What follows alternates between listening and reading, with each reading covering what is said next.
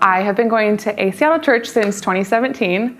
I'm a small group leader and on the Connect team here, but the ministry I work for is Live Salted, and we are a women's ministry in the Seattle area that is focused on equipping and connecting kingdom-minded women to lead and disciple across generations. I have the privilege of being the person who the Lord has used to plant a house of prayer in Seattle.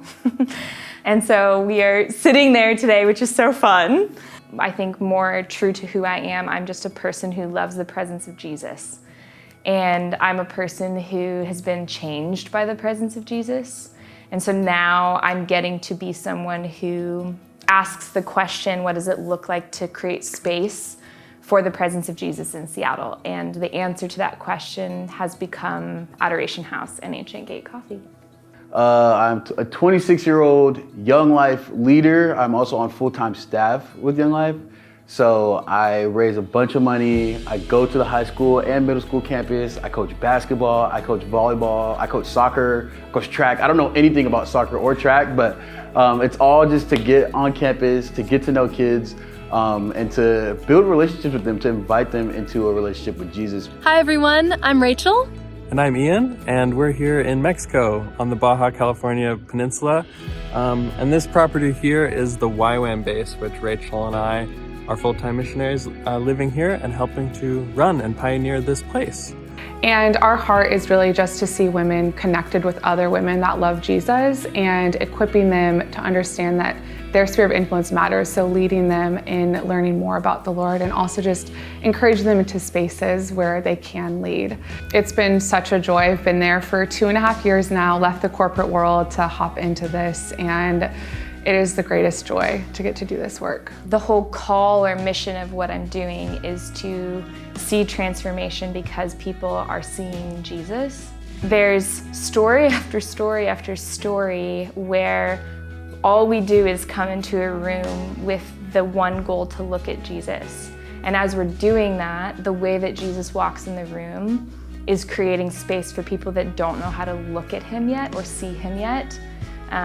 It's creating space for them to see him and be transformed. If my Young Life leader didn't come to campus and tell me how loved I was and how important it was for me to have a relationship with Jesus, I never would have, or maybe I would have, but it was important that he did when he did. And so I just want to do that as a way to give back and to be present for kids. Even if I don't work full-time for Young Life, I want to be involved in it because I believe in it so much. We've already, in the past 2 months, been able to host a couple of different local youth groups and partner with Mexican pastors to bring their congregations here and have opportunities to encounter God. Yeah, picture like a winter camp, getting away from your normal environment and getting to come here.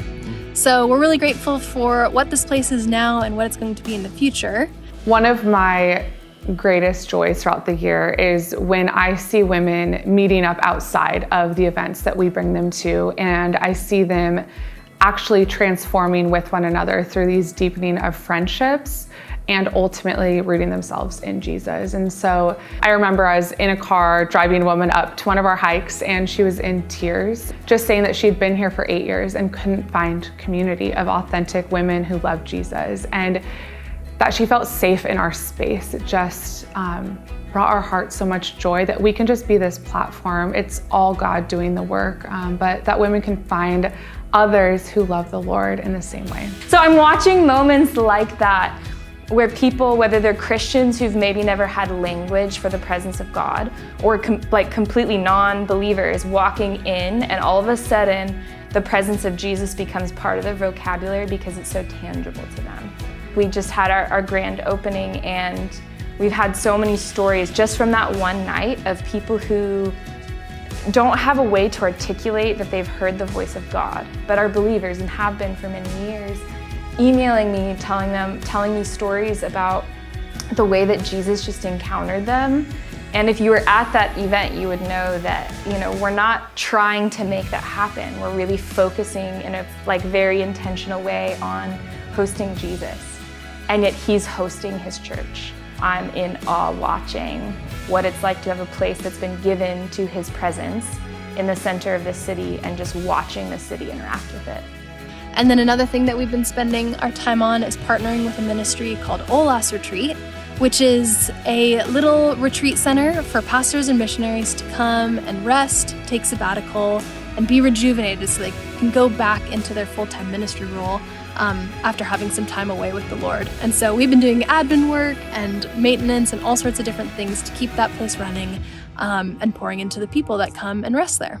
Yeah, and like I said, we've only been here a short 2 months, but in that time, it's been really easy to see the intentionality of God to place us here in this town and to place so many other different Christians who have been meeting in our time here to be present and mission-minded in Los Cerritos as it experiences some exponential growth, which is happening right now.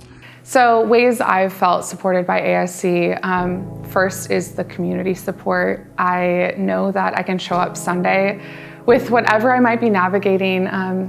Being in any profession is hard, and being in ministry is equally as hard too. And so I can show up and can be on my knees in prayer when just needing encouragement or being reminded that we're not in this alone. It truly feels so unique the way that body of believers is able to come around people and entities like myself, and I think it's a rare experience. It's why I call ASC my home, because it's not just a vocabulary of we want you to be in the city, but it's so lived out. I feel like I have like a church family and like church oversight, and I feel like I have emotional and practical support. Like the gift of what ASC has enabled me to do what I do, right? It feels like these hands that are the body that have no expectation on me, and yet so much faith in what the Lord has asked of us here to do. It feels like a true definition and example of what it means to be the body, lived out. So the ways that Seattle Church has impacted and encouraged and supported me is, one, the community has been very generous, not just financially, just generous in friendship and community. The first time I came to church, I meet Bryce, and he's like, bro, you should join my group, like immediately, right? Like, people are just so welcoming and inviting, and has become a place of comfort and home in a city that feels so frozen and isolated. And so it's been very good for my faith as I'm trying to pour into kids. I feel like a place is pouring into me. So we want to thank ASC. Thank you for being our family back in the States. Thank you for supporting us through prayers, finances, for providing the platform for us digitally to build our support team as well. Yeah, we just could not do this without you guys, and I know that we would not be who we are without you guys. And so we love you, we miss you, and Happy New Year.